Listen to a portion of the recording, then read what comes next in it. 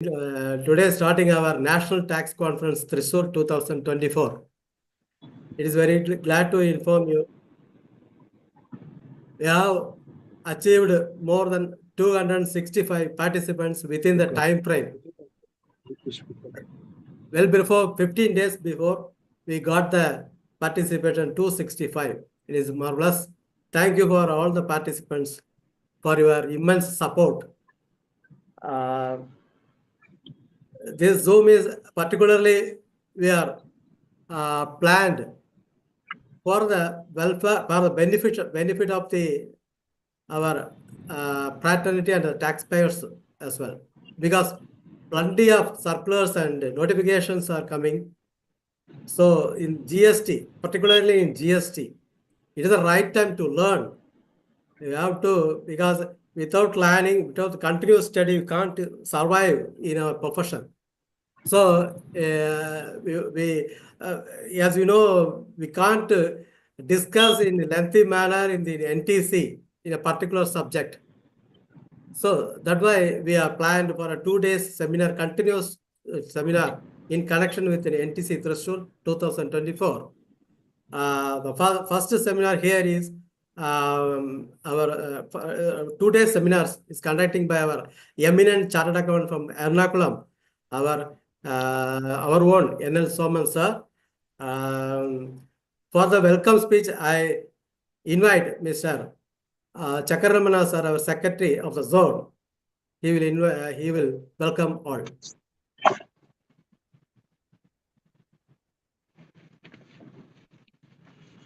Unmute yourself, sir.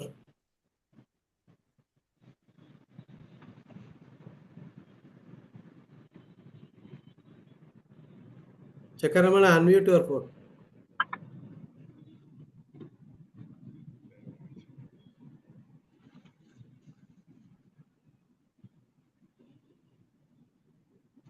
Sir, you are muted. Now okay. Yeah. Good evening to all of you, sir. Today's Zoom session itself is a good one, sir. This is the need of the hour. The topic which are selected by them are key amendments in the GST Act, input tax rate and insights on the amnesty scheme, analysis of the latest circulars. The reputed and renowned faculty is CANL Somans FCA from Ernakulam is going to enlighten us. This is the topic itself is need of the hour to our tax professionals, sir. With the right spirit, we will continue this process with the able guidance of our senior leaders. Definitely, it will be very, very helpful to our fraternity, sir. With this, I am going to hand over the session to the our chairman, Dr. Ramraj Srinivasarao garu, for his opening remarks. Sir, please continue, sir, Ramraj Srinivasarao garu, for your opening remarks. Thank you. Thank you, Ganeshan garu and Ramana garu. Good evening, everyone. I am delighted to welcome you all to this online session on the goods and service tax conducted by AIFTP South Zone on the occasion of the 48th Foundation Day of AIFTP. GST is one of the most significant tax reforms in the history of India.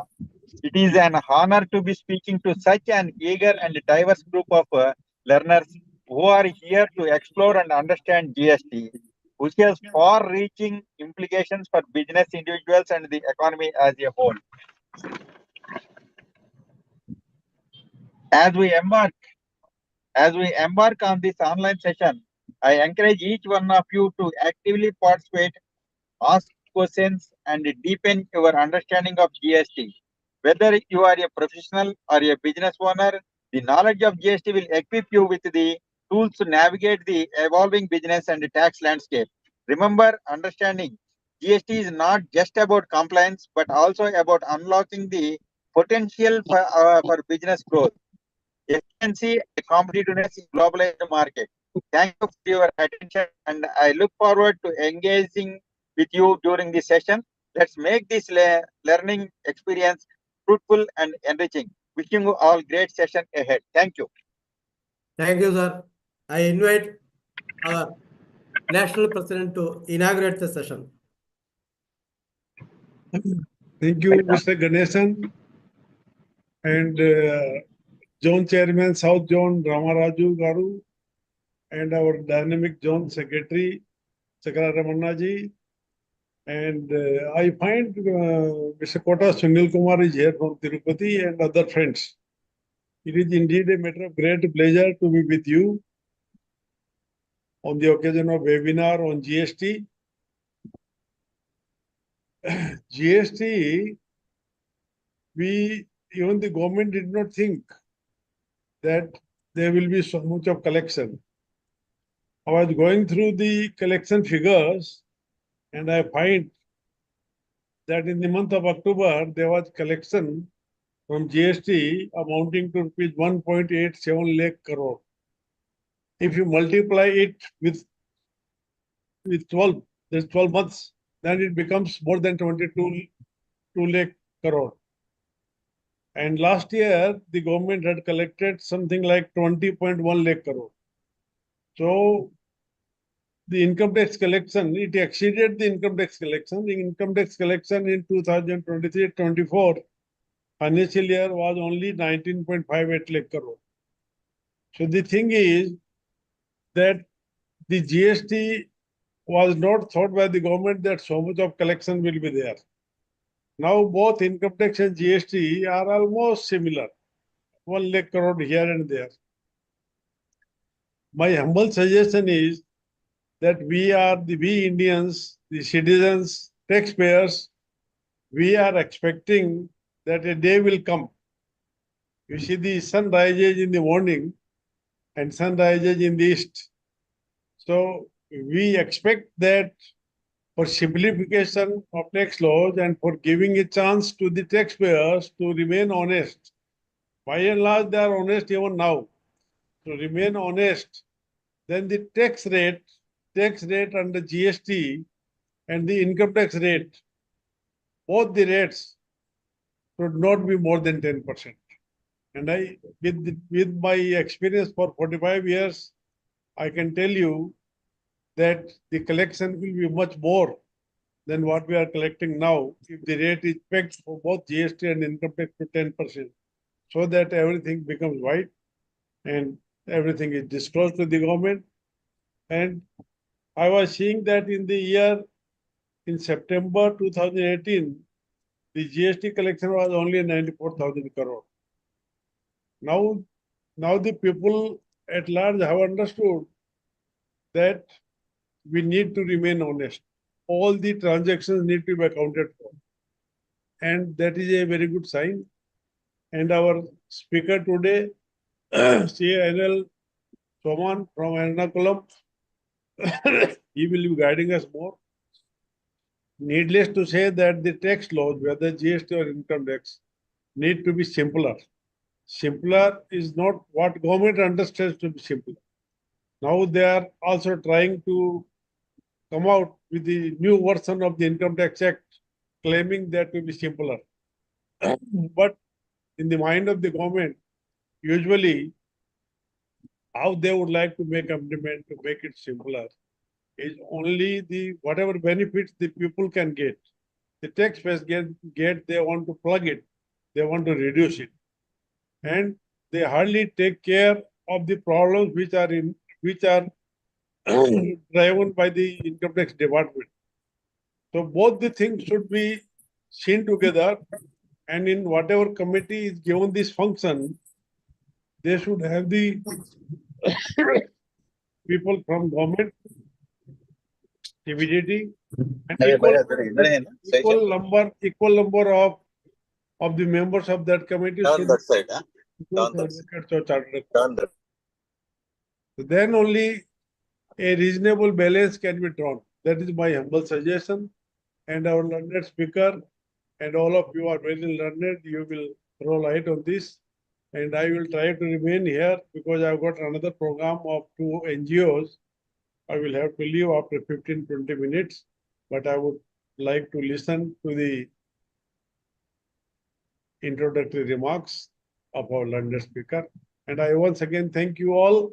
And even in tomorrow's program, that will be taken care by the AIFTP. We have increased the number to 500. because today program was to begin. Ravi has done it. So thank you very much. Thank you, sir. Thank you, sir. Thank you for your thoughtful speech and giving support to us to conduct this online seminar and seek your blessings for the NTC threshold 2024. Without wasting time, I am directly handing over the mic to our eminent speaker, today's eminent speaker, S.M. Soman NL, Chartered Accountant, Ernakulam.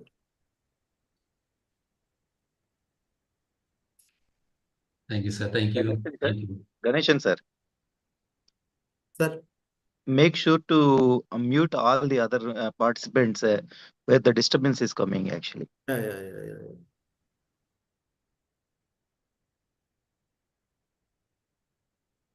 Kindly mute all of your mics, please, other than speaker.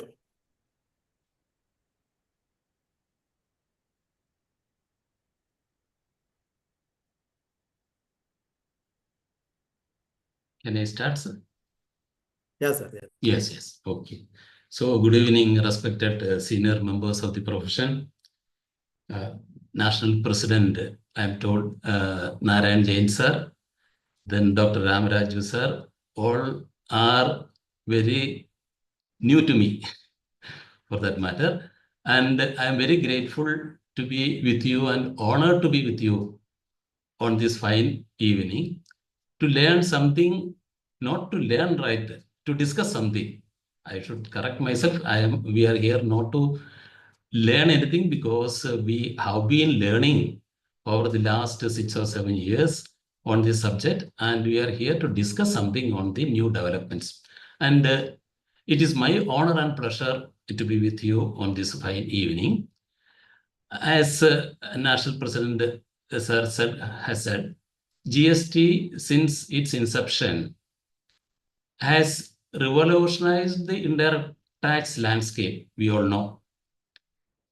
We found that it should be simplifying the tax collection, ensuring the unified national market, giving a better scope for the trade and the profession to work on. And the tax professionals and the experts in the industry also have to live with a pleasant, comfortable life leading their profession. Our expectation was that, and we have been doing our best to stand to that. So my participation with you all will be to get myself enriched from your experience and expertise all over the country in this subject. I have some familiar faces, but most of you are not showing your faces. So by name, I could recognize some of my friends here. And I'm very glad to be with the national level people, professions on the same area of my own working. So I'm very glad to be with you. And I take this opportunity to thank each one of you for giving this fantastic scenario. The state representatives of the association also has been very instrumentally asking me, or rather they have been following up with me for quite some time, and I am thankful to all. Let us have a learning together session. That's what I would say. In the meantime, we will be discussing something on the developments which have taken place in the current budget, in the current Finance Act, that is number 2 Finance Act 2024, and the latest notifications and circulars. We know very well that we will not be able to cover the entire thing, but today, whatever we get the 2 hours time, we will be keeping apart some time for the discussion, sir, because there may be a lot of clarifications or a lot of suggestions or a lot of ideas may be coming up. So we will discuss that also, and we will not be spending most of the time, or rather major part of the time in discussing, or it's rather on a monologue basis. So I will just go to the presentation slides, and you can raise the queries then and there also. Queries are most welcome. That is, suggestions are the footstep for us to improve further. A lot of queries I am expecting, and I will move on to the presentation. Okay, so let me just share that.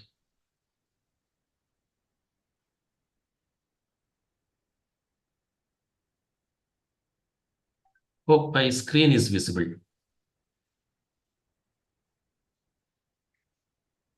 Is it visible? Can somebody? My screen is visible. Yes, sir. Visible to me. Yes, yes, yes. Okay. Right. Let me just, okay.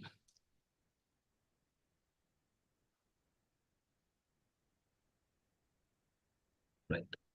So the Finance Number 2 Act 2024 has brought in a number of amendments in GST law. We will be going into the recent very important items for the betterment of the day-to-day activities of our professional friends. The purpose of these amendments, as far as the government is concerned, is to simplify and streamline various processes, clear the ambiguities, and address the issues which have been taken up by associations like ours and some other experts in the some discussions with the expert group in the country on this subject. So based on this collected information, government has been keen enough to make certain user-friendly or customer-friendly, rather taxpayer-friendly amendments. Let us see what all are those things. The Finance Act has brought in relaxations provided, that is the most important one. Relaxations provided under this Section 16.5 and Section 16.6.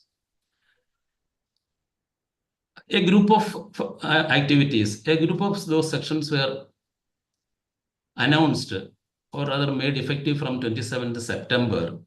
And the balance of those items which were covered in the Finance Act has been notified to take effect from 1st November 2024. We will pick and choose the most important one. As we move on, let us see what all are the other areas we can discuss on. So we all know from the very basic section-wise, if we look at in sections 9, section 10, section 11A, a new one, and section 17.5, these amendments have been brought in. I'm not going into these preliminary items. I will touch upon only the 17.5, that is the blocked credit. We all know 17.5 did not allow us certain item to take as input tax credit. We call it as blocked credit. Under that particular heading, under 17.5, A, B, C, D, F, G, H, I items. H, we all know, but nothing has been brought into that. But I, clause I has been changed to exclude 129 and 130. 129 and 130 is the penalty clause applicable for conveyance withheld during the transit. So it is a penalty clause. So there is no meaning in continuing with that section in the particular blockage clause because input tax credit is on the input tax, on the tax portion. So we can say that 129 and 130, since it is related to penal provisions, it is fair enough to exclude that items from the clause I. But just see, section 74 is still there, but we all know that 74 has impact only up to financial year 23-24. After 23-24, we will be moving on to section 74A, but that 74A is not blocked. Let us think on that. What will be the impact of that? Okay, only one item I have chosen from that group because we have enough other items to discuss on. Second is the very important item, as I would say, because a lot of queries have been coming from the professional group, from the working group, rather, I would say, the people who are actually working on the subject, during the filing of these returns, and when the entries are being passed on the subject, that is nothing but the reverse charge mechanism item. I don't think that it will be a waste for us to discuss the reverse charge mechanism items for a full class. But since we do not have time, I'm just touching upon that particular reverse charge items which have come during this period. I would only take that items. First one is, that is out of that first, that is 2 or 3 RCM, reverse charge mechanism items have come in. One relates to the goods, reverse charge under goods transaction. The other is a service. Service, that is service in relation to renting of immovable property. Renting of immovable property by an unregistered person to a registered person. We know that RCM, reverse charge mechanism, is covered under Section 9(3) of the CGST Act. Section 9(3) has got every power to prescribe a goods or service, that means a supply, if it is carried out by a person and if the recipient is also the defined category of persons. That is, if that particular transaction comes in a linear equation, there is a supply of goods or service, and if the supplier is one person and if the recipient is that specified category, then only the reverse charge mechanism under 9(3) would come. Under that category, notification has been issued for goods under 4/2017 and under services 13/2017, which gets added to by subsequent notifications after the inception of the GST in 2017. So the items which are added after the or during this period will get added to the initial notification only by virtue or by way of adding one more item entry in that particular notification. So entry number 5 is it deals with, I'm finding just some discomfort, okay, in that. And let us see, okay. So before I come to that particular reverse charge rule, we will go to this particular item. What is that service element? Service by way of renting of any immobile property. Earlier it was property, later on corrected to immobile property.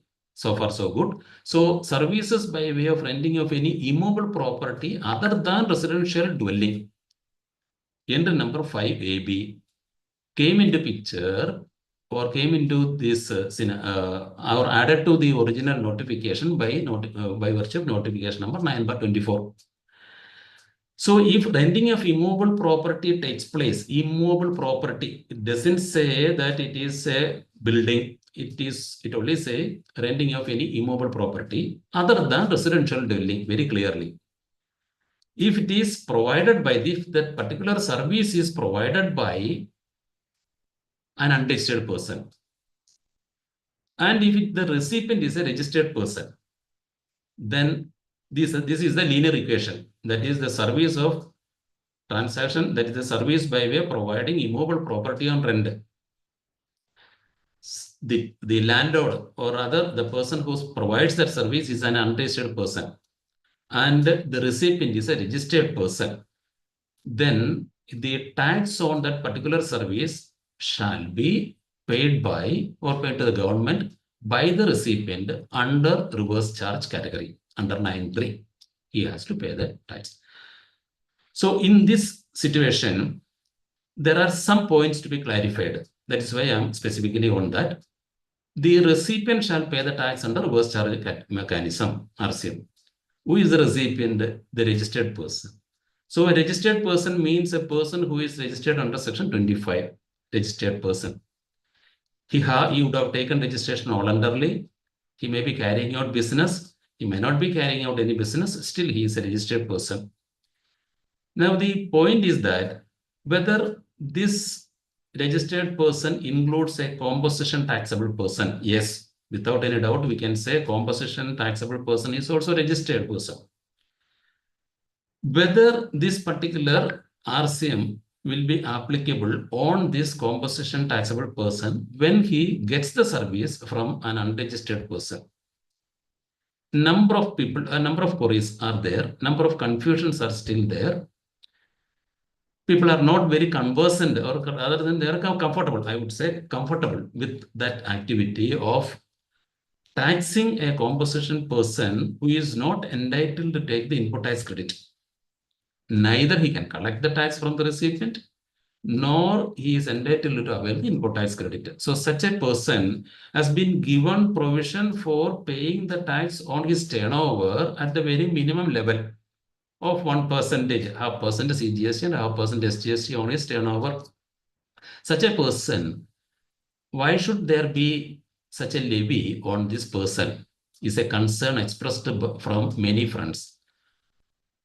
But as per the provisions of the RCM notification, what I would say is, or what I think is that unless some sort of a representation is made from the group or from the trade or associations, the composition taxable person will be coming under or will be bearing the burden of this tax on his rented property, rented building for his business purposes, registered person.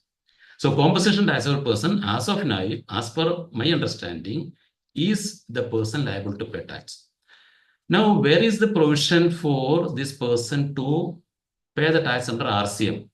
If we look at Rule 5, Sub-Rule 1, there, Rule 5 of the CGST rules relating to composition taxable person, we find that composition supplier shall pay tax under reverse charge.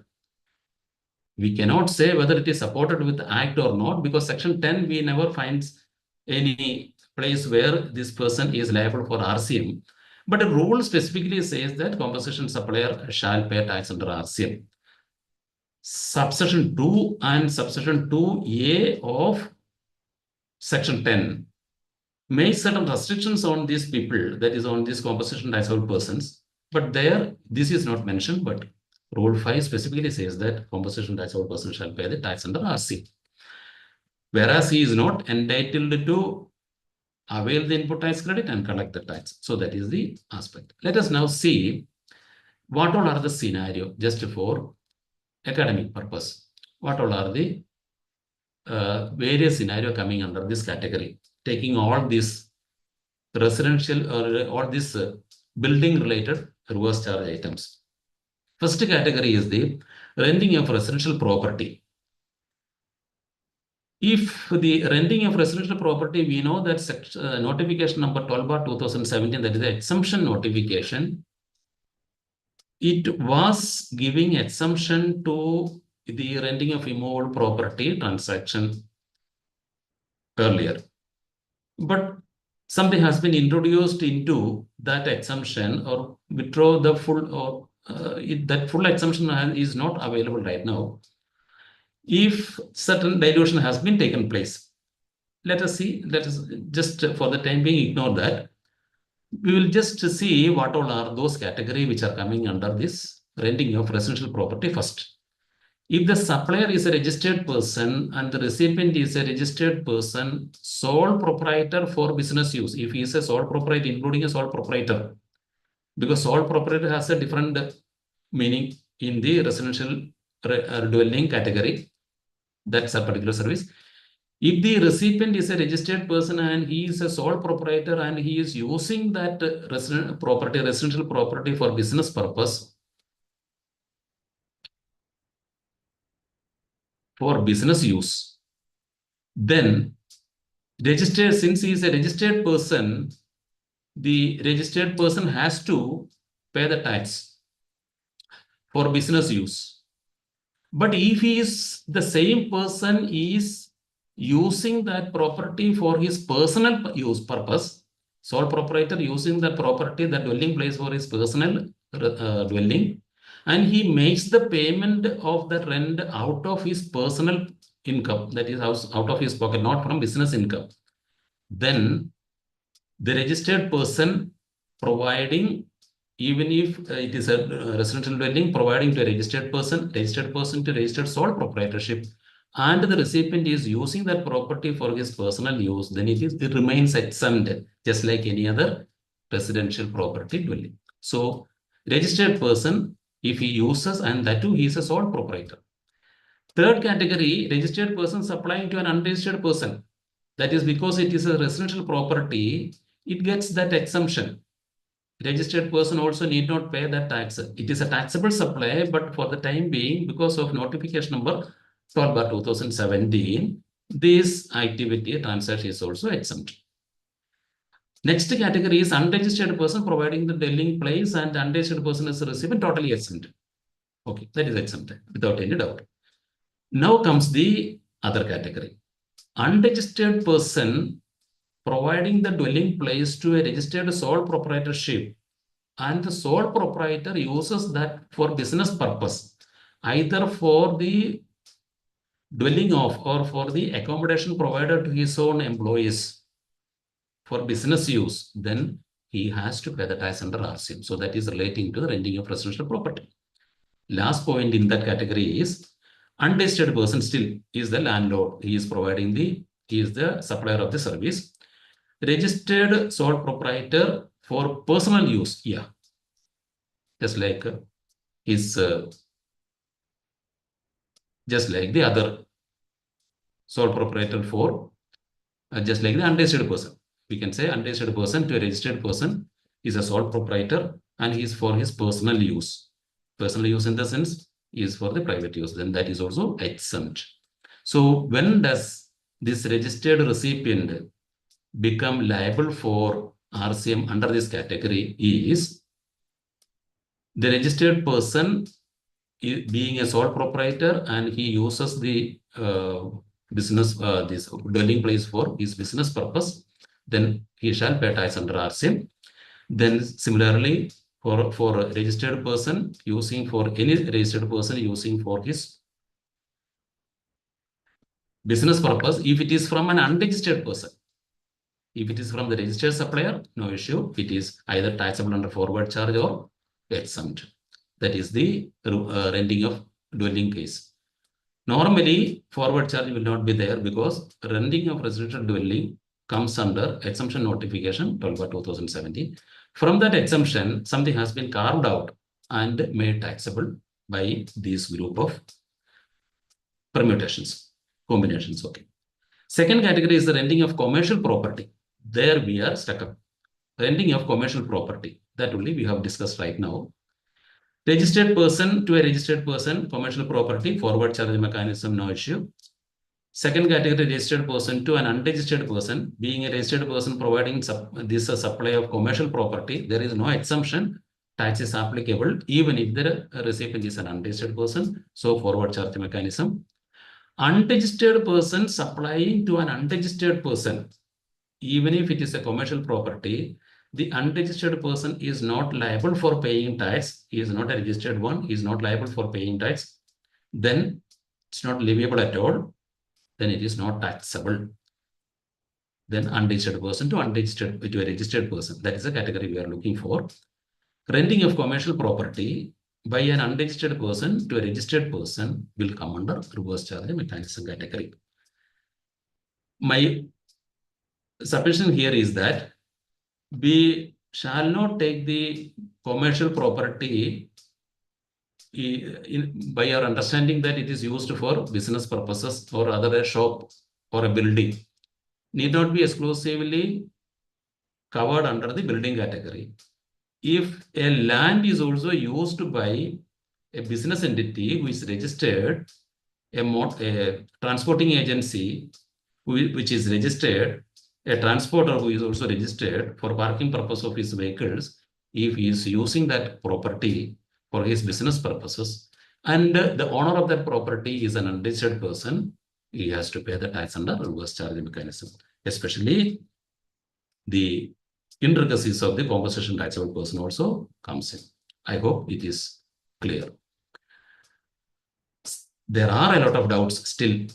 That is why I have taken that much time for that analysis. And your views are always welcome. You have to dispute with that, or rather you have to give your own views if it is different from the one we have discussed. Now, where is what is the time of supply of these reverse charge items? If he has to pay the tax under reverse charge, then the time of supply as well as the invoice pattern is also relevant in this context. In this scenario which we have discussed, that is the commercial property supplied by the service supplied by an unregistered person to a registered person, the unregistered person will not raise any invoice or bill of supply because he is not required to issue any such document. The registered person shall pay the tax under reverse charge. He has to get an invoice, but under section 31(3)(f), he will not be able to get that invoice from the unregistered person. So 31(3)(f) mandates him to raise a self-invoice. Since he is raising a self-invoice, this modification has been brought into the time of supply provision also. What is that provision like? The invoice is now being raised by both the people. That is, in one scenario, the supplier and the transaction is under reverse charge category. The recipient will get that invoice from the supplier. If that is the situation, the time of supply will be fixed based on certain scenario. We will discuss that. Second category is a new one. That is the self-invoicing. Self-invoicing is done by the recipient because the supplier is an unregistered person for the purpose of effecting the tax payment to the government on the time of supply. He has to raise an invoice. So taking these three things together, the particular rule, the section has been modified to include the self-invoicing also. How does it say? Reverse charge mechanism under service category is determined based on earliest of the following, or the three earliest of the following. That is, the first one is the date of making the payment. Date of making the payment, that only will do, because date of making the payment, it is again earliest of entry in the books of accounts or entry in the bank account. Okay, so whatever it be, the date of making the payment by the recipient to the supplier of the service. That is the first item. Second is the date immediately following 60 days from the date of issue of invoice. In the case of goods, it was 30 days. In the case of services, it is 60 days. Why? Because in the case of services, the supplier needs to issue the invoice even after 30 days of providing the service. So 60 days time is there for the recipient to make payment of the tax in respect of the reverse charge service received by him from the supplier, who is a registered person. So first category, making payment. Second is 60 days, that is following 60 days. 61st day, we can say after clear 60 days, 61st day is the time of supply. In case the invoice, so modification is here only in case where the invoice is required to be issued by the supplier, or it is again linked with that or. See, now the new person, that is the self-invoicing, the date of issue of invoice by the recipient, in case where the invoice is to be issued by the recipient. So out of these three, which relating to whether the invoice is received from the registered person or unregistered person, we will have to decide which is the time of supply before which we have to make the payment of tax in respect of that particular service received. So if he is an unregistered supplier and the recipient is a registered person, just like the one discussed earlier, we have to follow the date of payment or the date of raising of the invoice by us, whichever is earlier. Okay, so that is the time of supply. Now, one more question is now being asked by the people around the job. where can we show that self-invoice in the GSTR1? There is no space for showing this reverse charge item, reverse charge invoice raised by the recipient in the GSTR1. We can only show this item in rule that is table number 13 in the list of invoices raised or list of documents raised by us. There only we can show that item.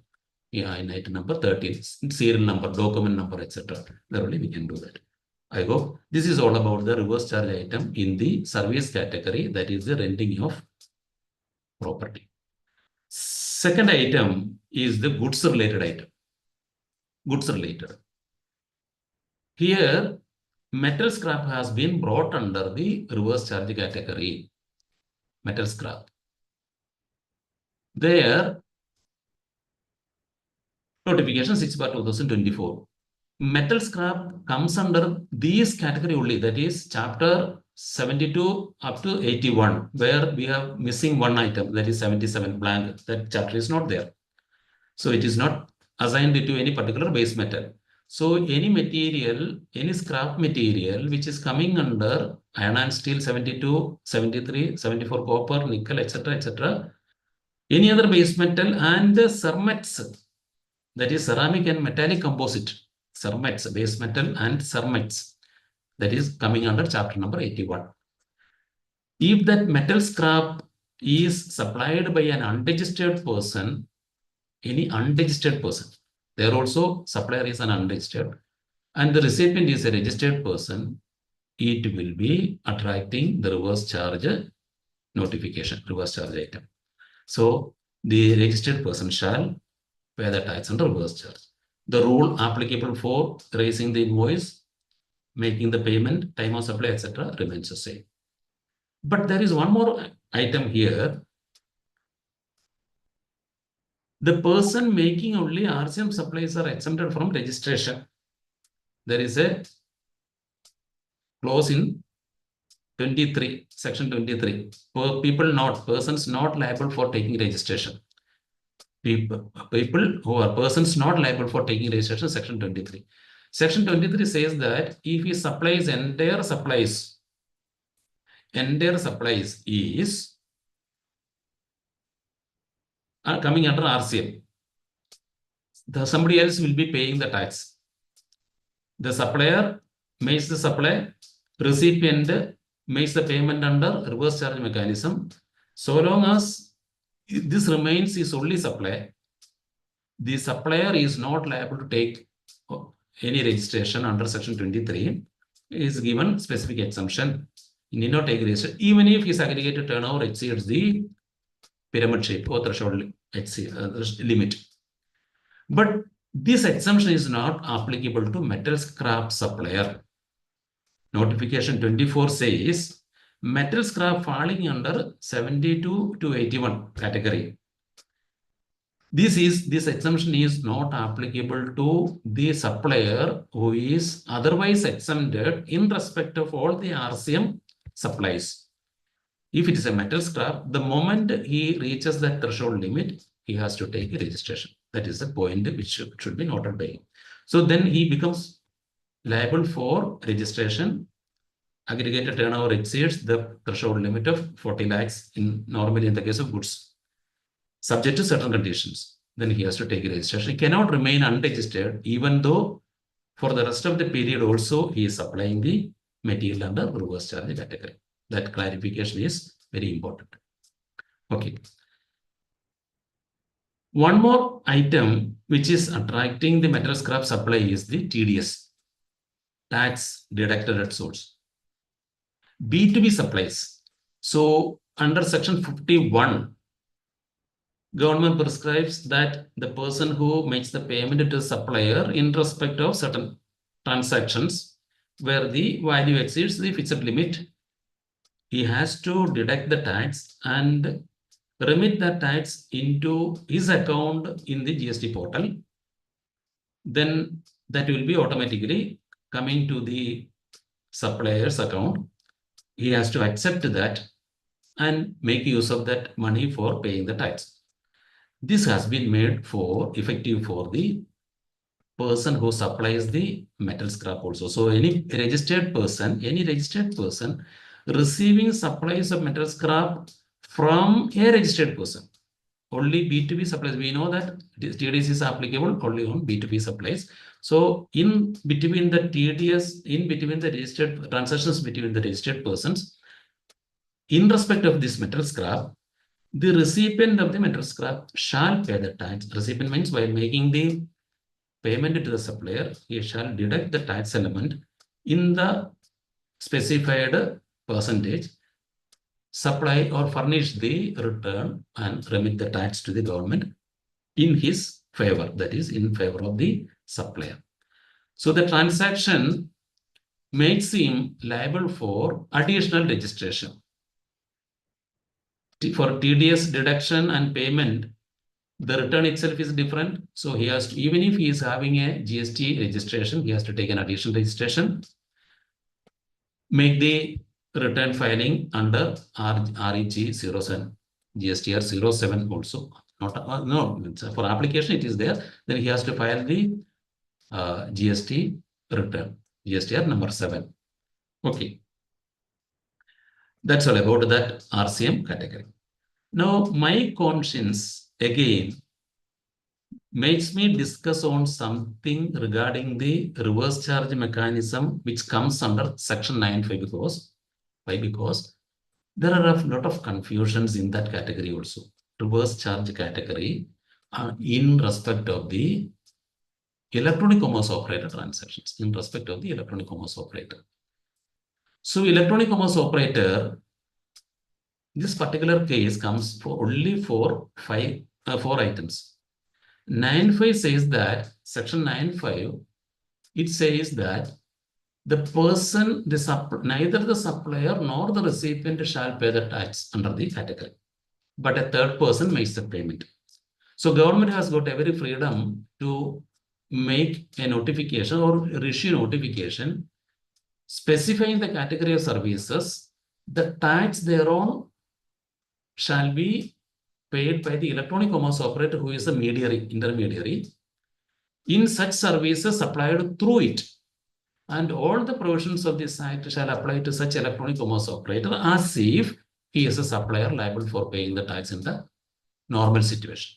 So the electronic commerce operator category will be very much made known to this provision, that is electronic commerce operator. They are liable for paying the tax in respect of the notified services. Also bear in mind that this is applicable only for services, not for goods. In the case of specified categories of services only, this notification will come. So far, there are only 4 categories of services which have been notified under this item. First one is the transportation of passengers specified. Transportation of passengers. Specified transportation of passengers through electronic commerce operator. Here the transporter is the supplier, taxi operator is the supplier, customer is the recipient of the service, and the person who mediates this transaction is the electronic commerce operator. He has to pay the tax. And what all items will come under that category? All motor vehicle. This is an amendment which some of the people had not noticed also, that all the motor vehicles will come under this category if it is a passenger motor vehicle. Earlier there were some assumptions. That's why I have noted that notification where all the motor vehicles have been brought under this category. Why I am taking this item is that there were some cases which the operator of the bus did not come through, and it was a heavy demand on their side. They have been booking their trips through the electronic commerce operator, and this e-com operator did not pay the tax. They were supposed to pay the tax. So first category is the services by transportation of passengers supplied through electronic commerce operator. Then the electronic commerce operator shall pay the tax. Second is providing accommodation or arranging accommodation in hotels. Arranging accommodation in hotels through the that an electronic commerce operator who is arranging accommodation in a hotel. He is liable to pay only when the person who is providing the service is unregistered.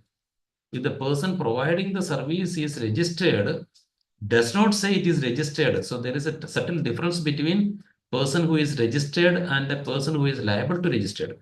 Even if a person remains unregistered, if he is liable to registration because of the parameters specified in section 22, then also he becomes liable for taxation.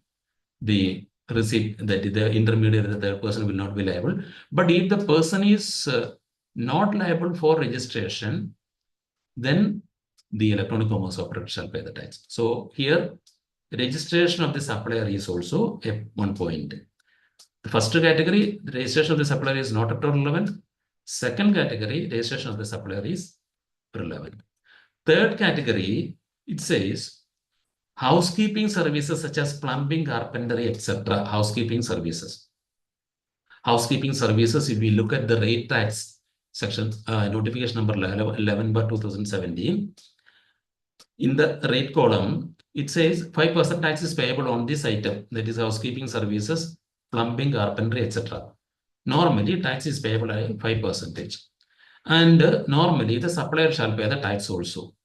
But if the supply of this particular service is through an electronic commerce operator, and the supplier is also an unregistered person. See, here also that registration is relevant. If the supplier is an unregistered person, I cannot say unregistered person, a person who is not liable for registration. A person who is not liable for registration, even if he is unregistered, if he is liable for registration, it is his liability, not the electronic commerce operator liability.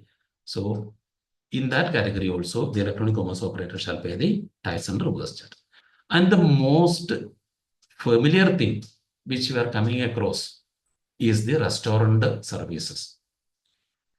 Restaurant or eating joints, etc., located at other than specified premises. Very much important shall be given to that particular explanation, that is other than specified premises. Which is that specified premise? Specified premises means the accommodation is in a location where, or rather the food is supplied from a location where accommodation is provided at a tariff rate above 7,500 per day. That is the specified premises. If that parcel is taken from that particular restaurant, which is located in a place where accommodation is available for tariff rate above 7,500, then it will not come under this category. But other than that, a specified category, wherever the restaurant service is provided through the electronic commerce operator, the electronic commerce operator shall pay the tax. Now, there are certain clarifications needed on how to accommodate these transactions in the GSTR 1. Earlier, we were showing it under table number 4, etc. Now, there is a shift. This is a summary of that particular group of transactions. That is the normal electronic commerce operator coming under this 9.5 category, and the electronic commerce operator who is required to deduct or collect tax under section 52. That is a big companies, big items, big electronic commerce operators.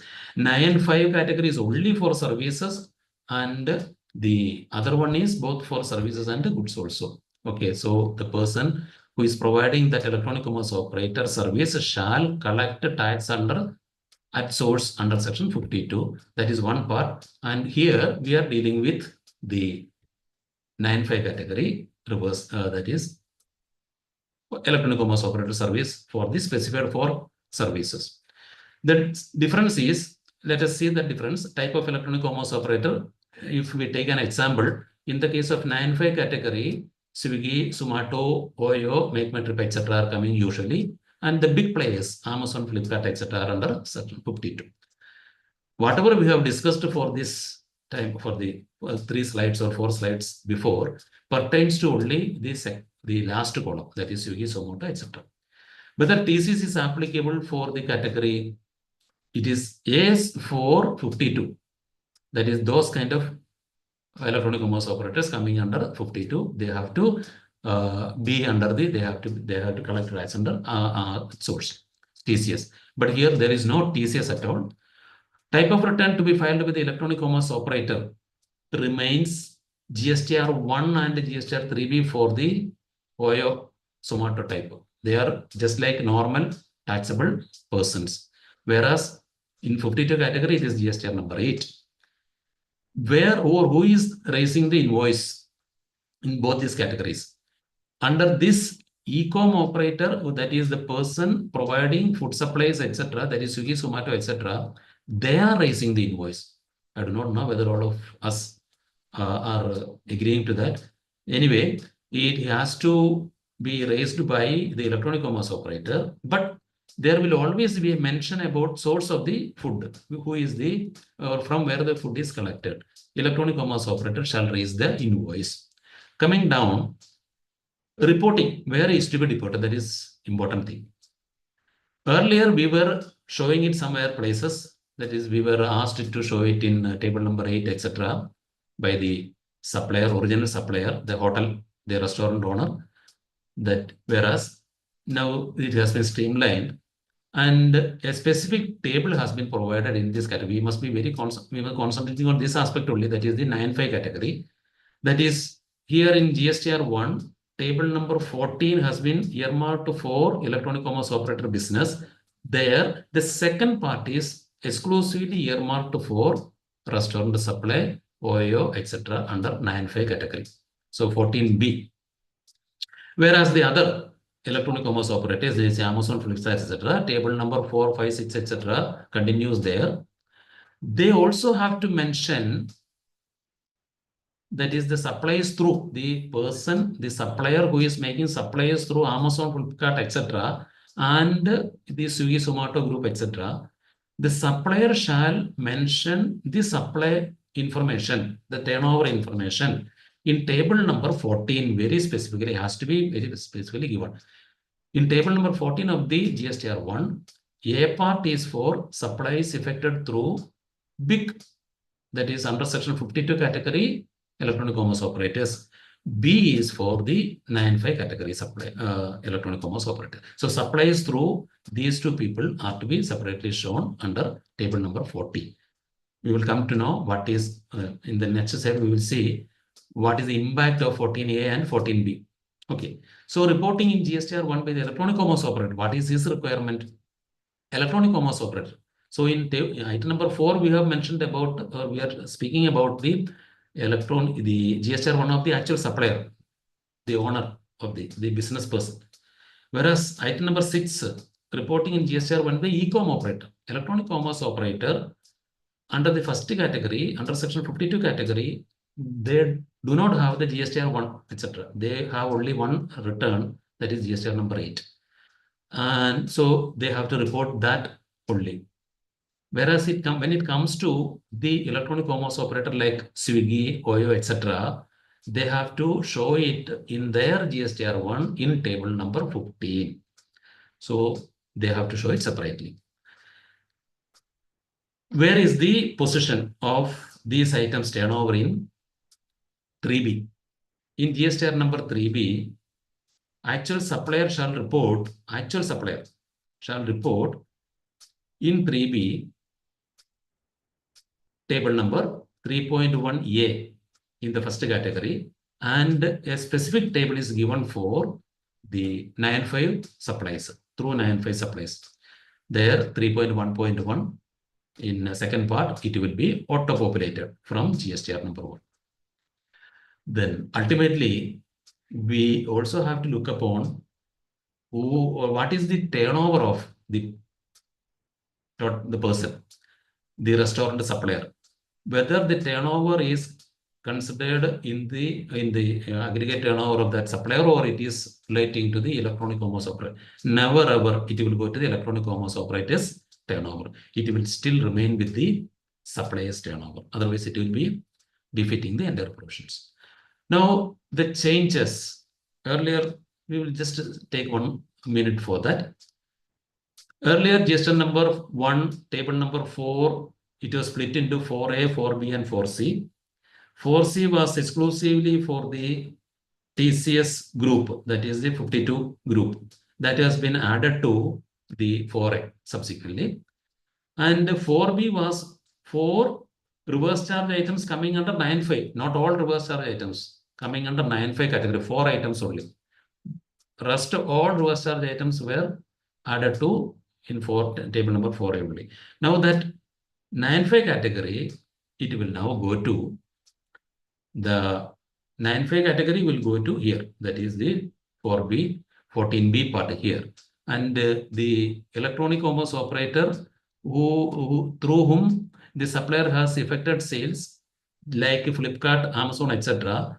That summary will be given to or will be flowing to table number 14A part.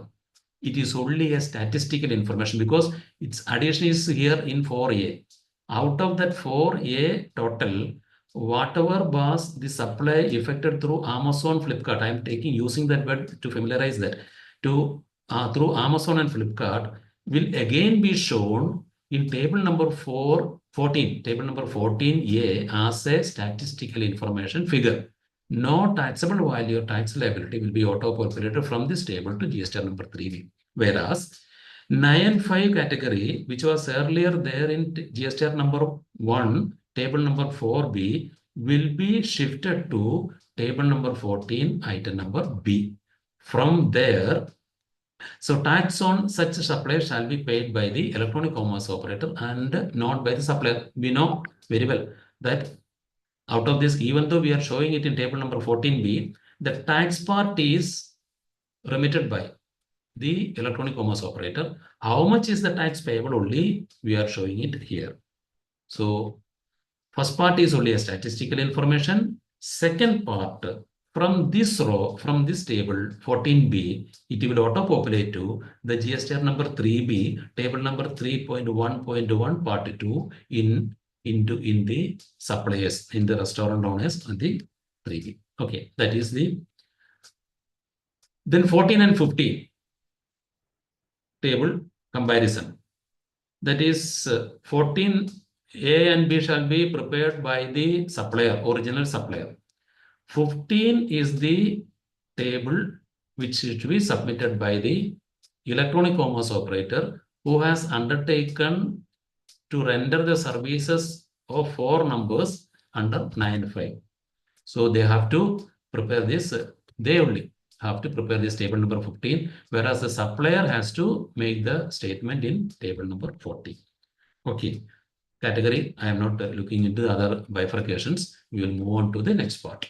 Okay, this is all about the reverse charge items, and I have touched upon only a few items, and it's because I found that this is being asked for by a lot of people.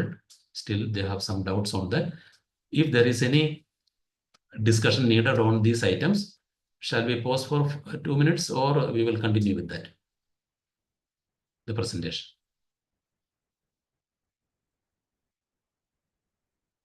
Yes, I'm not able to hear anybody. So what is the strategy like? Are we inviting some queries or some suggestions on this, or we are continuing with the presentation? What should be done, sir?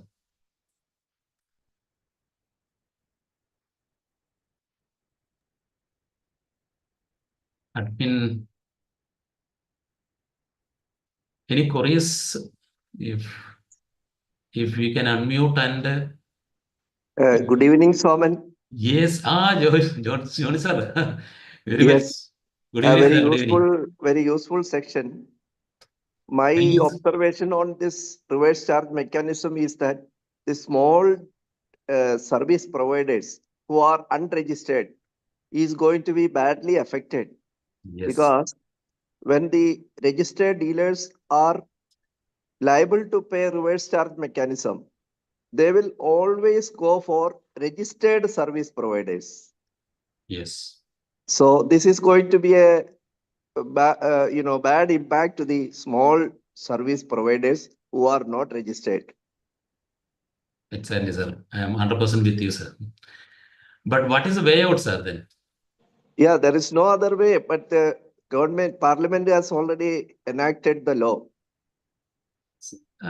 Sir, one more thing, can I add to that? Can the representations from trade associations, etc., will fetch a result? Because the ultimate purpose of giving an exemption or the small scale characteristic to a person, that particular group, is to make their business viable. But if they have to pay the tax under reverse charge, etc., at the full rate, it will be hitting their bottom. Yes, particularly in the case of compound dealers, they are going to affect badly by their cost of business will increase on account of this service availed from unregistered dealers. Unregistered person. Yes. And this is also impact to the recent decision by this Honorable Supreme Court in the case of Safari Resort. Sir, one Aparna raised her hand. Aparna? Yes, Aparna. Mr. Soman, this is Aparna Nandakumar, advocate and practicing in the Madras High Court. I have a query. Your session is very, very useful. Congratulations for that at the foremost. Thank you. Yes. See, there's one query. You were saying about this 14B in GSTR 1, which will be filled by the e-commerce operators like Swiggy and such people. And you said that will get auto-populated in GSTR 3B, of whom you said I want a clarification in that. 3B, it will be reflected in which 3B? I will come to that, ma'am. In between, I do not know whether Johnny sir has something more to say. Yes, I'll wait. Yes. I think he was saying something, and I just referred the Supreme Court decision in the case of Safari Resorts. Exactly. ITC. Yeah. According to you, whether the ITC is eligible for the commercial works contract, and also those people who are giving this rental building for, that is the income from immobile property, renting of immobile property, whether they are eligible for credit of this ITC. Exactly, sir. Fairly applicable under 16. Yeah. Because just like I don't have any doubt at all. The entire people in India wants this exemption because they do not want to be blocked under that 17.5 category, 17.5D and C and D in that category. Everybody was actually longing for, or rather waiting for, the decision of the Supreme Court to come in this Safari Retreat state. But unfortunately, what has happened in that, it's a direction, it's not a decision. I would say, with all respect to the Honorable Supreme Court, that decision is again depending upon, and Harigan sir is there. Good evening, sir. Again, depending upon the outcome from the Orissa High Court again, because it's back. Remanded back to Orissa High Court. Back to Pavilion. I would say it is again back to Pavilion. They have to discuss. They have to again find out the efficient. What is that requirement? That is what they have used that requirement. That is efficiency. What is that? Something there? Essentiality. Essentiality test or something like that. Whether this renting of immobile property is required for the person to make that supply of service. The mall has been constructed for the specific purpose of providing a service. The construction cost should not be hitting his cost of production, cost of that construction. The intention is to provide a service. When there is an intention to provide a service, we all agree that the input tax shall be available. After all, he is availing the works contract, the goods and the services which has been used for the construction of a property which is being rented out, which is being it's used for his service only. And rather, we also, that is the practicing people also, if they construct a building for their office, I would definitely say that we are using that building for the purpose of our service, providing the service, and we should also be given that benefit of input tax credit. Moreover, 17.5C and 17.5D, 17.5 starts with saying that is a works contract. When we go to the works contract definition 2119, it consists of almost 14 items.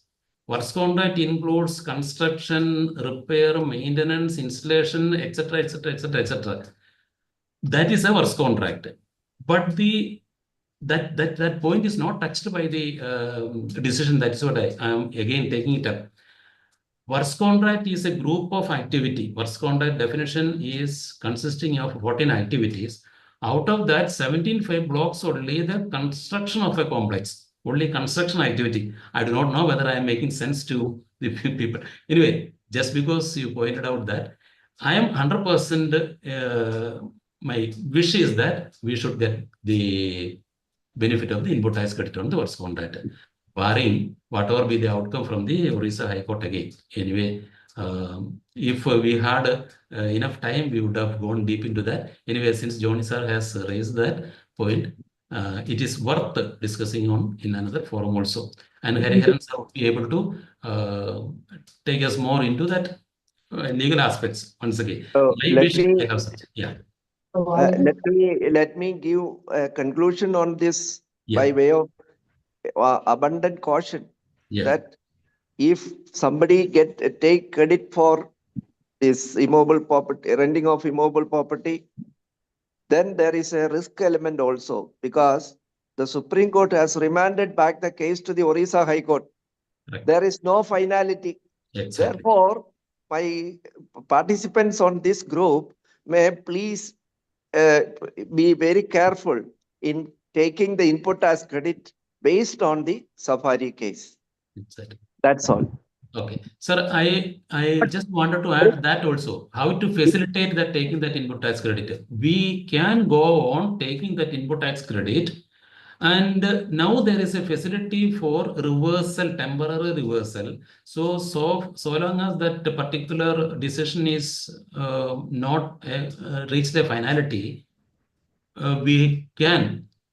What I would suggest is that, or rather, we are also advising the major clients that we can take that input tax credit into the GSTR 3B. Otherwise, we will lose that time for availing that input tax credit. Then and there, we can reverse that. Otherwise, we may happen to utilize it in between inadvertently. There are people who are making or filing the return may accidentally or inadvertently make use of this thing. So in order to avoid that, take into credit table number 4A5, take into that table number, then reverse it in 4B2, that is temporary reversal. It will be lying there. So long as we are not utilizing it, there is no question of any penal action on us. So that very correct. Only to take the credit and not to utilize. Put it there in the temporary reversal. It will be lying there in that ledger specifically. Yes. That is a safe side. Okay, sir. That is very, very correct. So thank you. Thank you, sir. Thank you. Bye. Okay. Sir, ma'am, something, your query is that this. Excuse me, sir. I will go to that. Yes, sir. Excuse me. I have a small query. Like the Supreme Court itself is permitted, na? It is permitted for. I think this is the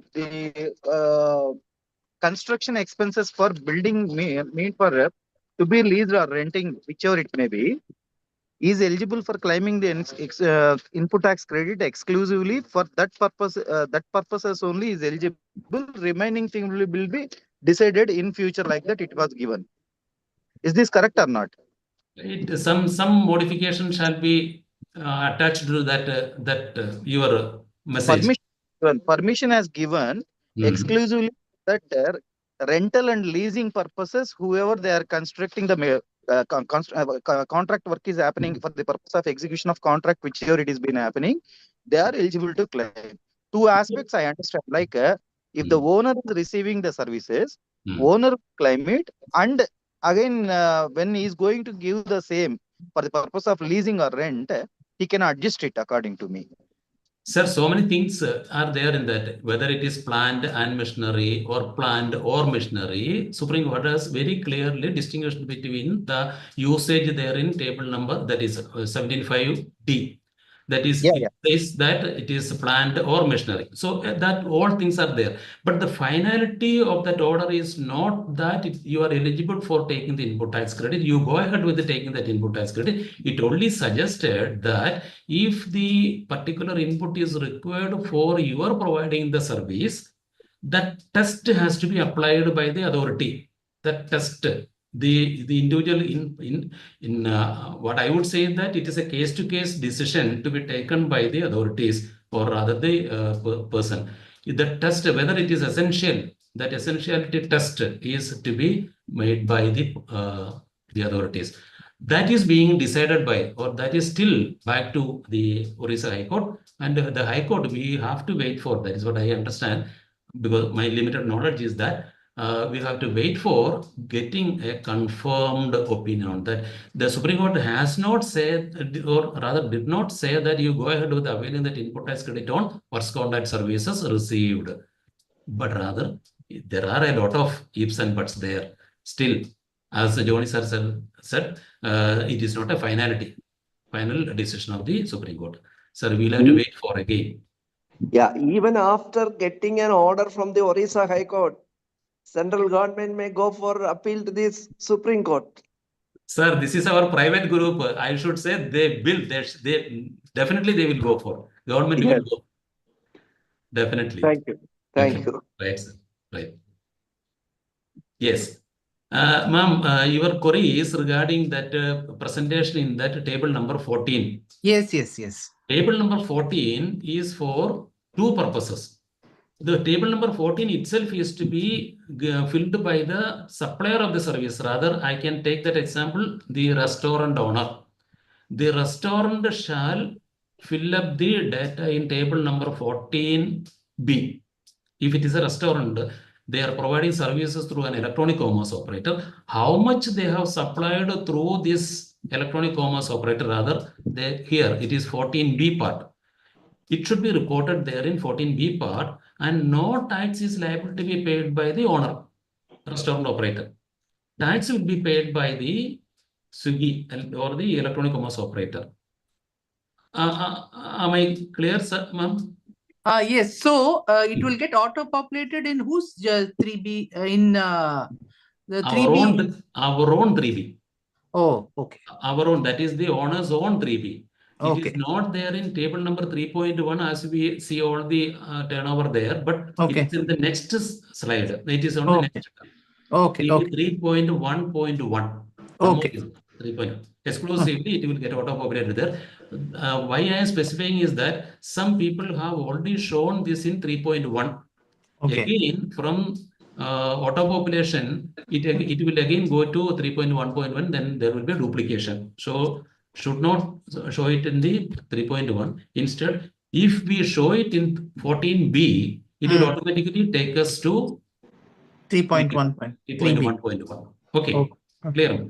The other part is that 14A is for a statistical. That I understood. Yes. That I understood. That also is to be provided by the supplier only. Okay. And the table number 15 is the one which is to be filled up by the electronic commerce operator, that is the Swiggy, Zomato, etc. Okay. Clear. Thank you. Okay. So one more. Hariharan sir has something to say on. Yes, sir. Yes. Somen sir, congratulations, and you have present in an excellent mode. The Johnny sir added one word, abundant caution. Yes. I have to say, in the case of RCM also, we have to be in abundant caution, because unregistered person, maybe an unregistered person, nobody knows that the gross receipt of him, if it exceed rupees 20 lakhs, is liable for GST. Even if we have to see so many heads, they like interest on received on deposit, etc. So a person may be unregistered, but he may be liable for registration. At that time, we expect a 10 number notice immediately once the first return or second return is on RCM is released. Then other thing, many representation about the composition, RCM on composition, because nobody is getting the set off. That is pending, not now, from June itself. It is June or July itself. The proposal, once the proposal is released, many associations, Chamber of Commerce from Kerala, it is pending before the minister, and we expect a positive response within next 2-3 committee council meeting. So the abundant caution, I am highlighting the same in RCM also. Regarding the Supreme Court Safari case, we advised to clients that you just avail the claim the input tax credit and not to avail. That was the words we are advising to clients, because we can avail the we can take the credit, keep it as you told. So Johnny sir mentioned that if Orissa High Court is issued a favorable order, government may go to Supreme Court. Whatever it is, no doubt, once the tax credit is in our table, problem, we will get into tax credit. Okay, thank you, sir. Okay, okay, sir, very good. Okay, sir, nice. I hope we can now proceed with the other points in the amnesty scheme, I would say. I am giving the word amnesty to the section 16 also, because I also have experienced, I have come across a number of cases where just because of a lapse of 5-10 days, 5 or 10 days, he lost the entire eligibility of input tax availment, input tax credit. So section 16(4) was not meticulously followed by all the people. We know that in between, that is during 17-18 to this 2021 period, we came across so many drastic situations, COVID, etc., March 22, 21, 22, etc. Then during this period, even after that also, some people would have taken a casual approach, but most of the people who have seriously found difficult to file the return because of so many reasons. All these reasons have contributed them adverse in or making their life adverse. In some cases, I have my own case where the 3B which was filed by the person, it was showing zeros in all columns, zeros. After some time, it was for a particular 2 months case. One odd cases. Certain cases they have rectified, and the government has taken a decision to give one more chance to file the 3B. But certain people are still not getting that opportunity to file again that 3B.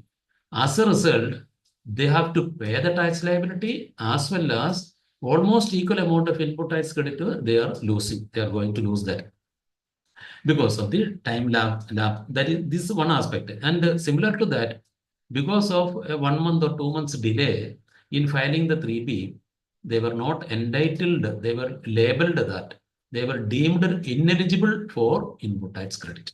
So this was an item which I would say is a boon to the taxpayers. It is a very great thing the government has done, that the limit for the time being has been extended to 21. That is, we will go into deep into those sections. Section 16, subsection 5 has been introduced, 5 and 6.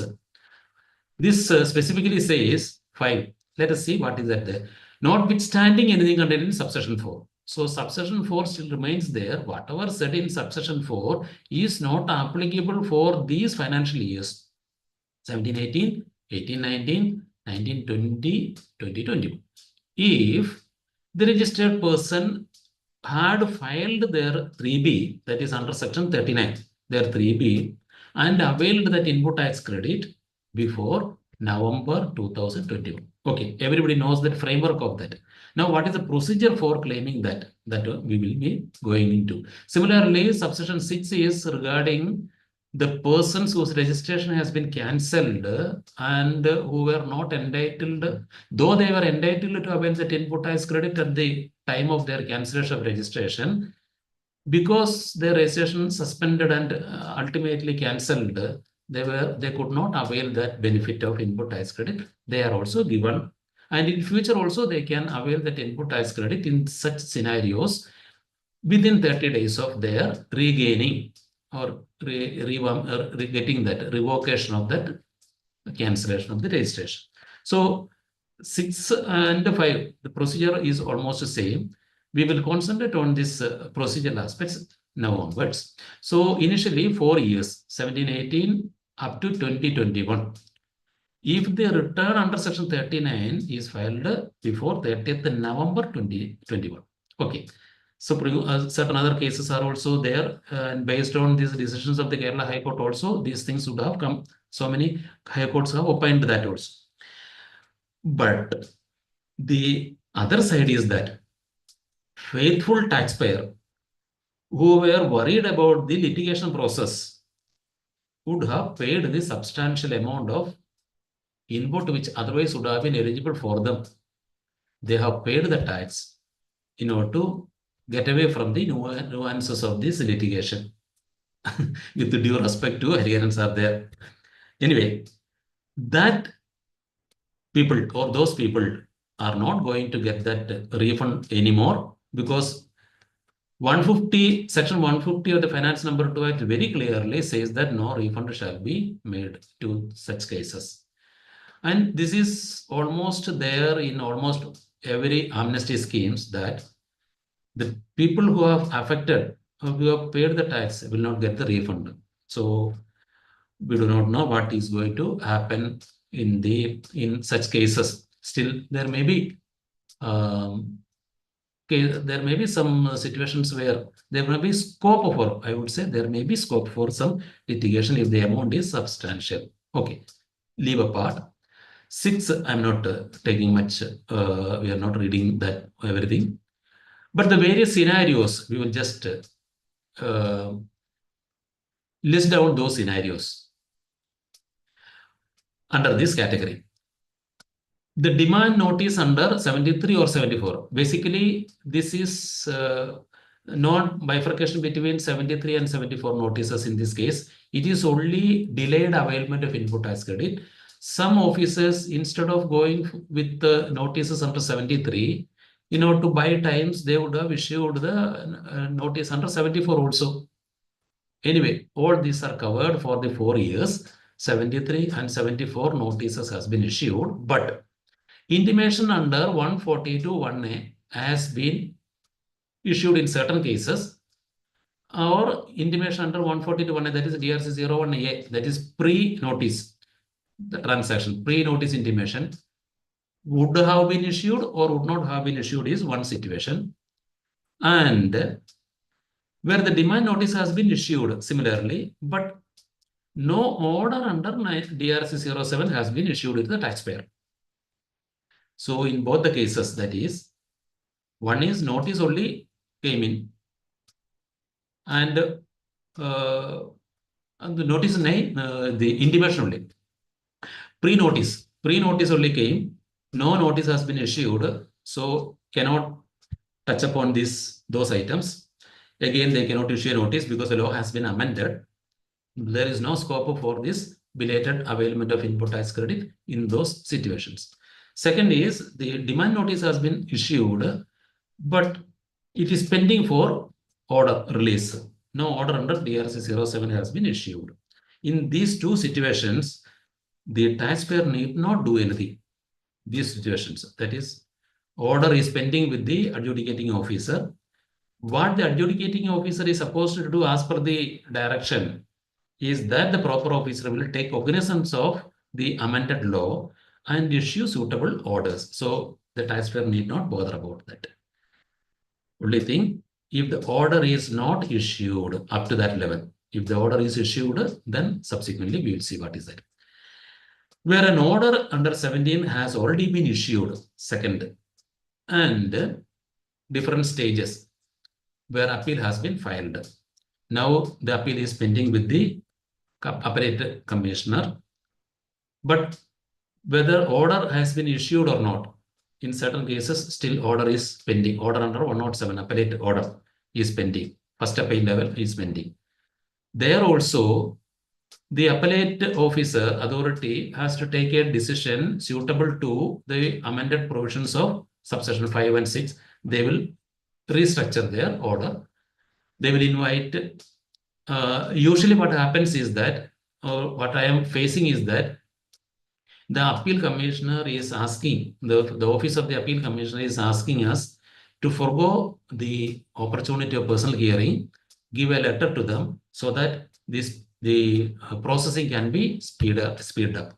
So instead of our taking it up with the appellate authority, they voluntarily are requesting the taxpayers for these cases to give an authorization that they do not need a personal hearing in this matter so that they can release that order immediately, taking care of the subsection 5 amended provision.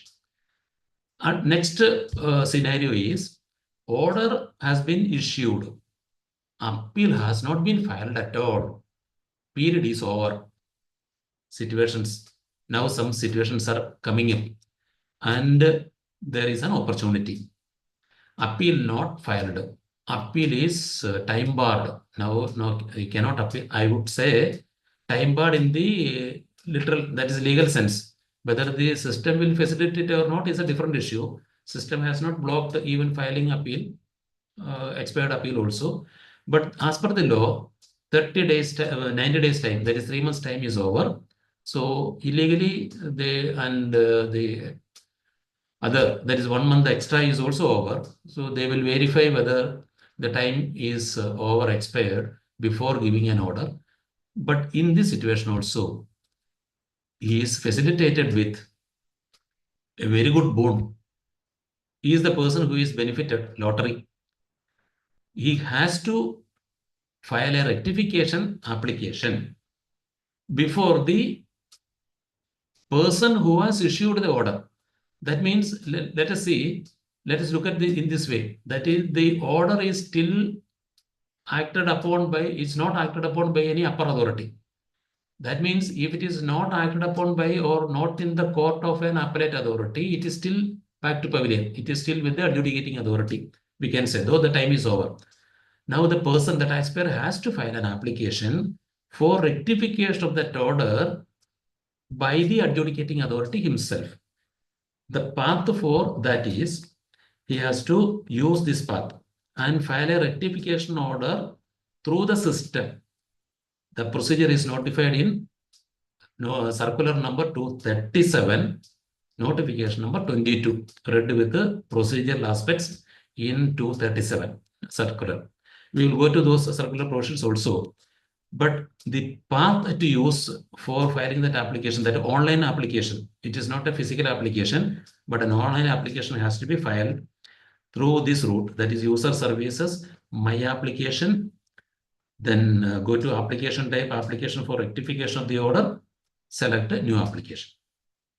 When you select the new application, we will get that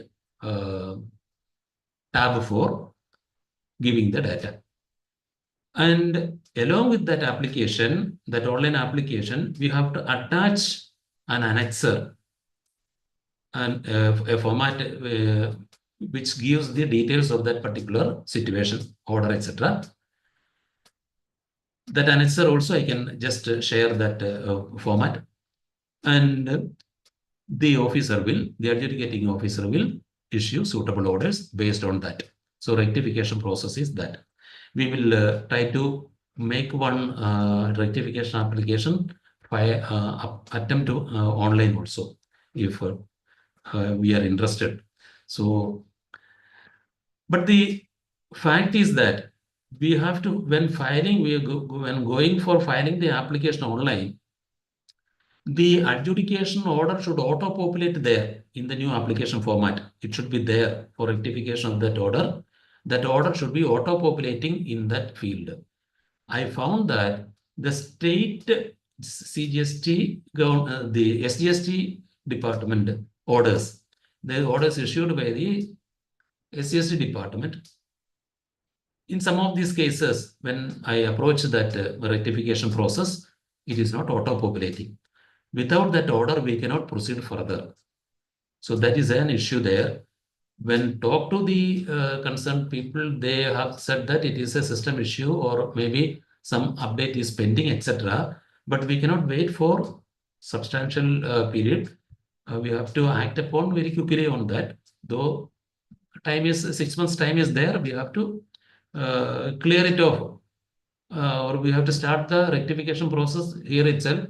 Otherwise, it will take time to upload that order there somehow. But in the case of CGST department, CGST orders, it is very much available. I have examined it today also in one of the cases. It is auto-populating there in that field. When we select that application for rectification order and the application, new application, select the order against which we are giving that rectification. The order is auto-populating. Against that only, just like we file our appeal, this can also be filed. And the annexer is also to be uploaded there. Simple process. Second is the order has been issued by the taxpayer to the taxpayer.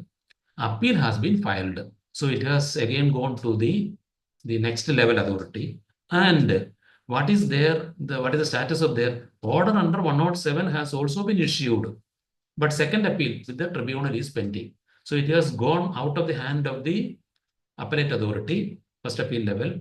We are waiting for the tribunal to constitute for filing the tribunal application. In this situation, the person who is required to correct that order is the appellate authority. He only has issued that order under 107. So the application shall be to that authority. In what way we will proceed? The user services in a different path.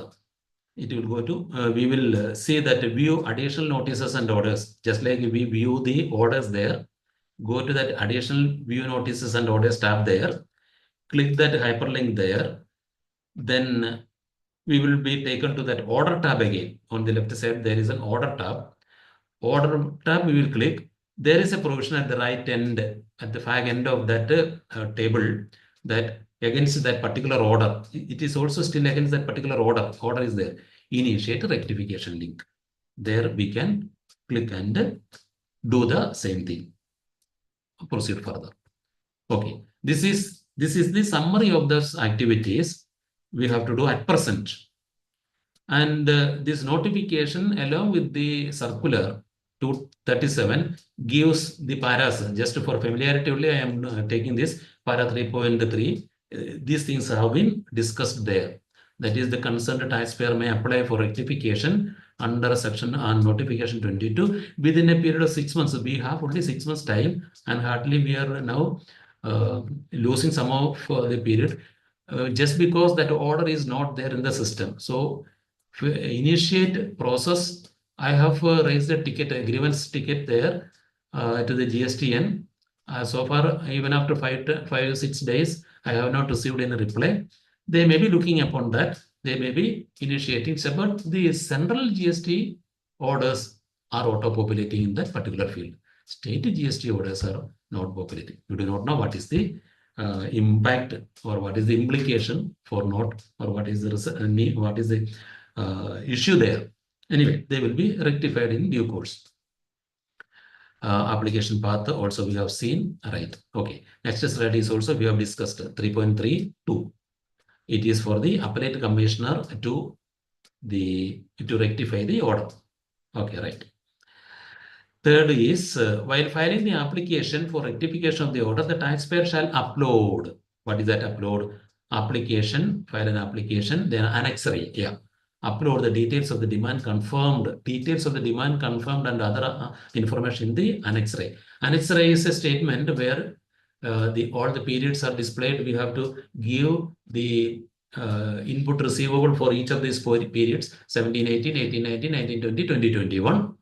And the order may be having some other issues also, along with the 16.4 issue. then the total of that order value shall be given in the first table. Second table, out of that, what is the amounts pertaining to, that is the item wise pertaining to the 16.4 category, that should be given. That only is getting rectified. Then the rectification order will be issued based on that application. Okay, officer shall pass the rectification order. Then summary of the, yes, officer will issue that order. The circular says that authority issue the order within 3 months from the date of application. Okay, 3 months from the date of application. We have to apply within 6 months. So from the date of application, he will, as early as possible, apply for, get the order without waiting for the 3 months time. Summary of the rectified order shall be uploaded electronically. So these orders shall be electronically uploaded in the system just like any other order. Form GST DRC 08 for orders under 73-74, DRC 08 new one. Then appeal orders shall be uploaded under APL 04 automatically for further proceedings if the taxpayer wishes to proceed against. Okay. Rectified order is applicable, appealable. Yeah. Now appealability of the orders issued, rectified orders. Rectified orders is order is appealable under section 107 or 112, that is tribunal order, as the case may be within the time specified in those sections. Rectification is required to be in respect of the, so the present rectification is only in respect of 16.4. No other items will be taxed. So we will get an order excluding these 16.4 items. Then a new order will be there. Against that order, we may or may not go for further appeal depending upon the situation. While giving this order, the principles of natural justice shall be ensured. So the circular says that principles of natural justice, that means simply the law, at the lowest level, it is a personal hearing. So the personal hearing shall be given. So for that only, they are asking us to waive off that personal hearing request. So that will facilitate them to speed up the work and their processing. Pro forma to be uploaded in the system. Okay. That's all about that particular item. Then it again, once again, no refund of tax paid or input tax credit already reversed. Where again, we are once again going back to the same thing, that it will be hurting the people who are more faithful and loyal. But anyway, some other people are also getting benefited out of this amendment. So this is the fate of almost all the amnesty schemes. Okay, summarizing. 1718 up to 2021 allowed this facility if the return under 39 is filed till 30th November 21. Cancelled registration hereafter in towards future. ITC will be allowed after the revocation within 30 days of revocation order. Future. For the other thing, they are giving time for rectification. Only thing to be noted is that this input tax credit should have been eligible as on the date of cancellation of the registration. Should not have been expired in future. Okay, future case. Right. Now, 74. Okay, this is all about the section 16, subsection 5 and 6. Just like we have had a small discussion on those items RCM. Here also some points will be there. So can we open for that? If any anything to be discussed in that category. It's a simple process. We can also go to on a live case also we can demonstrate, but you can also experience that refund rectification application in the system. Simple one. Only thing is that we should get the order auto-populated there. There you check whether that orders are appearing there instead of waiting for the last moment to come in, complaint and all. In state cases, all state orders should be very careful whether they are appearing or not. So anything to be discussed on this aspect? Anything, sir? Any clarification? Shall I raise one issue? Please, sir. What happens when no order is passed after filing the application within 6 months and the time limit is 3 months? No rectification order is passed by the authority. What will happen? Go to High Court. It's a good question. Simply go Hariharan, to sir. High Court, sir. Yeah. Sir, you can also add to that. Ganesh, sir. Sir, I have one doubt. Because you have well said that loyal peoples will be punished. Because if the amnesty scheme give liberty to the persons who are paying up to 31st March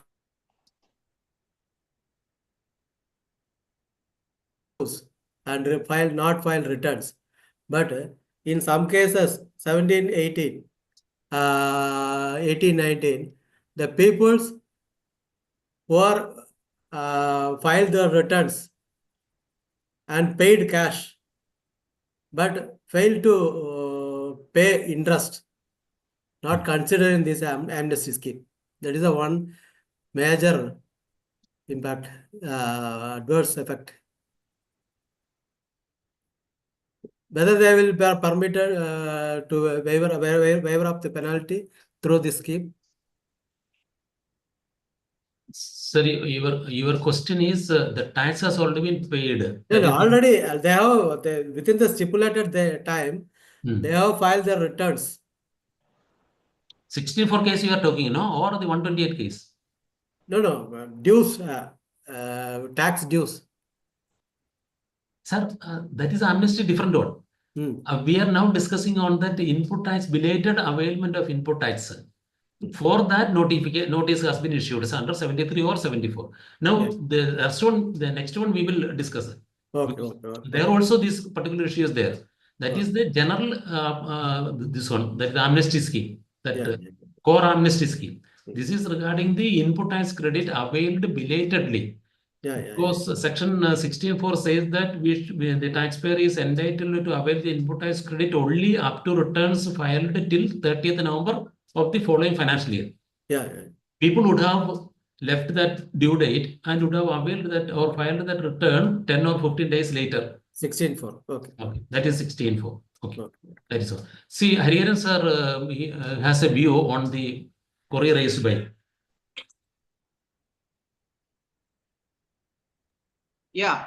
I mean, Advocate Ganesh put a question and not related to 16(4), and it is related to total. My opinion is amnesty is eligible for those assessees who have paid tax before the cutoff date. Before the cutoff date means before the cutoff, because if interest is only due and the same is not collected tax, the interest is liable for other than collected tax, he is eligible. Clear? So there is an ambiguity, sir. Ambiguity because no ambiguity. It is a settled position of law, not mentioned in this act in the amendment, but this is a settled position. That is, if collected tax is held with the assessee and not paid, that is another subject. Otherwise, if a demand is there under 73 or 74 and he paid the principal amount and waiting for amnesty, he is eligible for the scheme. Yes, sir. No, my question is not that, sir. The person, he has already paid all taxes, and but he failed to pay interest on cash payment. Failed to pay interest on cash basis. Cash payment. Okay. That means there is no dispute on that input tax availment. No, not is. Okay. That we will come to that. Yeah, it is. We will discuss on that in the next session. Okay. Hello, sir. Hello, sir. Yes. Hello, sir. Yes. Sir, sir is told, I think, that collected tax means interest due under section 50. Yes, yes, yes. Interest under section 50 not eligible under section under amnesty scheme. Yes. Tax levied tax levied and interest comes thereon under section 73 alone comes under amnesty scheme. I think, sir, is it correct, sir? Yes, yes, yes. It is correct. It is correct. Yeah. I think, sir, we are Interest under section 51 and 53 not at all eligible for under amnesty scheme. Sir, let me say that we have not come to that area at all. Okay, thank you. We have not come to that area. Because We are in a hurry. I am only dealing with it. So far, we have dealt with the input tax credit availed belatedly. Section 16(5) and Section 16 only, 6 only. Not 128A item. 128A, we have enough scope for discussion on that. We will park that question, all those questions for the next session. In this situation, how to rectify an order where we are penalized for availing that input tax credit. That is the one we are now discussing. We have availed that input tax credit after the due date. But for that matter, we have received either a section 73 or 74, both sections invoking, we have received that notice. The order is also issued. In some cases, we have gone for appeal because we are very sure that it is an eligible input tax for us. Only thing is that the availment has crossed that limit of due date. It is an eligible claim for us. Think of the situation where 25-30 lakhs of rupees are there for the. Yes, sir. One second. Yeah. Yes, sir. Okay. Right. Okay. Yeah. So we will park those questions for the next session. I will just take you through an online filing of a rectification. I have one case. I tried that, but I did not do that because I was thinking of showing it here. Just look at this. It's a live case, a CGST case. I have, yes. Now we will go to services. Just take the path. Services, user services. We have applications, my applications. Okay. Normal route. There we select application for rectification of the order. Order with me now? Okay, application for rectification of order. I selected that. Then I selected for the go for the, just like we file appeal, we have selected for the new application here. The issue which I mentioned to you about is here only. Select the order to rectify. When you click here, there, since this is a CGST order, that order is auto-populating here. But in my other case, here it's blank, we cannot proceed further. So there, you check your SGST orders once again. If you are going for rectification, see whether this order is auto-populating there. If it is there, I can proceed further because it will say automatically that is applicable from April 2019 to March 2020. Within that period, I have to give the reasons within 1000 characters. Small write-up shall be given. I have to upload an annexer A, format annexer A, which is there in the notification itself. That annexer A, PDF format, fill up everything in Word format or Excel format, make it into a PDF format, then upload just like in a very simple process. Then we can file that rectification. Then forget about all those things. They will take their own time. Most probably they will make it as a speedy work. Then we will be getting that result very soon. Okay. I think, should I have? Yes, I have to here. So the next thing is regarding that 74A. That also I was planning to complete today. After that only, but since time is reached to its maximum level, I am told to stop it here. We will restart from here 74 and then certain other things, the introduction of the new LMS IMS scheme. Then we will go to the 128, that is amnesty scheme.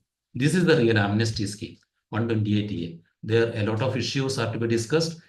Notificate this circular 238 is specifically for that purpose. We have to discuss on that. Probably we will be meeting next time for that purpose alone. I have to wind up at this moment. I have to complete my task here. Then I'm expecting some questions if time permits for a discussion.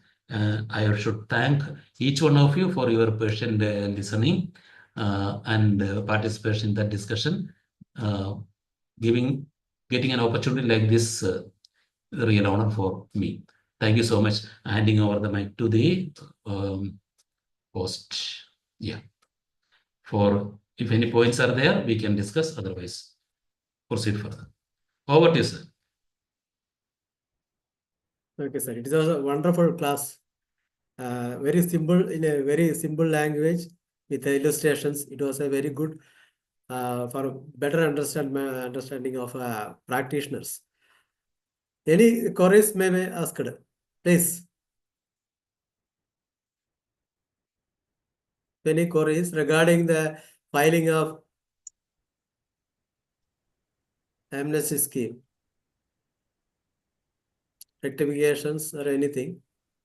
2-3 things we have discussed, that is the reverse charge mechanism, then amnesty under this input tax credit, then filing of the 9.5 category reverse charge. So 9.3, 9.4 and 9.5 are the reverse charge items. 9.4 we have not touched upon. 9.5 and 9.3 only we have discussed. Yes. This application for rectification in cases where the appellate authority has already issued order, that is to the tribunal, but the tribunal is not constituted, then the rectification application will be addressed by whom? Addressed to the appellate commission only, sir. Or the same appellate authority? Yeah. Because നമ്മൾ മലയാളത്തിൽ പറയാറില്ല കടിച്ചാണ് തന്നെ വിഷമെടുക്കാന്ന് പറയും. Okay, fine. So the major two issues, even after the introduction of GST, are number one, the communication under section 169. Only through portal or, most of the cases, they are communicating through the portal, yes, which is very, very damaging provision, because most of the assessees are not able to know the notices or orders. Some of them are getting the orders after a few months. By mistake, they are not able to see the order passed. Recently, many cases coming to me that the orders are passed even after 3 months appeal period. Number two, we have filed a public litigation petition before the Honorable High Court of Kerala, and the Chief Justice and other judge has passed an order to constitute the tribunal within 4 months from the date of order. But that 4 months is already over. No action has been taken. These are the two issues which are still pending, which is to be addressed by the government. And the tax practitioners should also represent to the government. That's all. Thank you, sir. Thank you. Thank you. Yeah, sir, I'm Batad from Bangalore. Yes, sir. As a first appeal, we have filed, and it was against to our associate.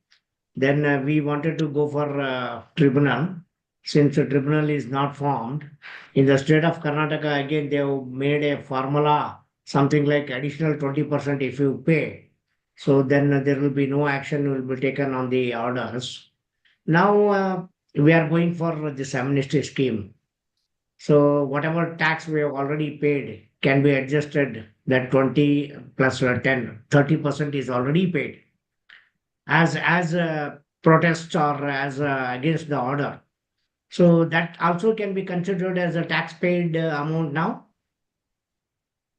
Sir, though this particular question pertains to the amnesty which we are going to discuss tomorrow, I would say that whatever we have paid remitted as tax can be set off against the tax due. That is demand. We will deal this subject in depth tomorrow. But Done. for the time being, whatever Yeah. we have made, either installment basis or under that installment schemes, so there is a provision for installment payment also against if we have paid it against that order. And we may have to prove that if we have paid against DRC 03, then we'll have to prove differently. Normally, payment shall be against that order. Then if that is order, the order amount will come down. Then whatever we have paid can be set off against the total tax liability. That is there. We will discuss tomorrow in this elaborately. Okay, sir, Joni sir has said about the 169 communication. Many courts as of now also have, we will also vouch for that.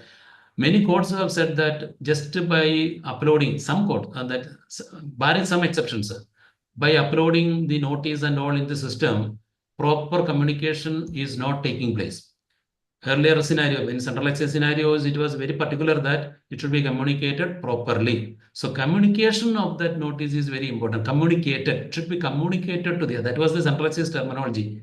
Communicated to the taxpayer. Now there is no communication to the taxpayer. He is supposed to verify, look into the portal. That is what anyway, that is a call we have to take. We cannot dispute on that. Still, I just added that also. Okay. It's very interesting things for discussion. Yeah. Yes, sir. No, nothing is there. Then Okay. we will have. Yeah, we will call it today. Okay. I invite Mr. Vijayan for a vote of proposal of vote of thanks. Good evening to all. Respected today's faculty, our mentor, Mr. Soman sir from Ernakulam, has conducted a very live session, though in a simple language but effective one, and he has some members has pointed out some question and he has cleared the doubt. It's a very interesting one. And special thanks to Soman sir for accepting our invitation to lead the class, and thank you all. Then our special thanks for the National President Sri Narayan Jain sir. Special thanks to our zone chairman Ramaraju Srinivasa Rao sir and Secretary Chakramana sir and other national dignitaries, and especially the most celebrity in this class, our National Executive Member and the past zonal chairman Sri Ganeshan sir, and the participants from pan-India basis. And thank you all, and come, please join us tomorrow at same time. Let us have a good session. Thank you one and all. Goodbye. Thank you. Goodbye. Thank you, sir. Bye. Thank you so much, sir. Thank you. Bye, sir. Vijay sir, bye. Okay, thank you, sir. See you tomorrow. See you. Bye.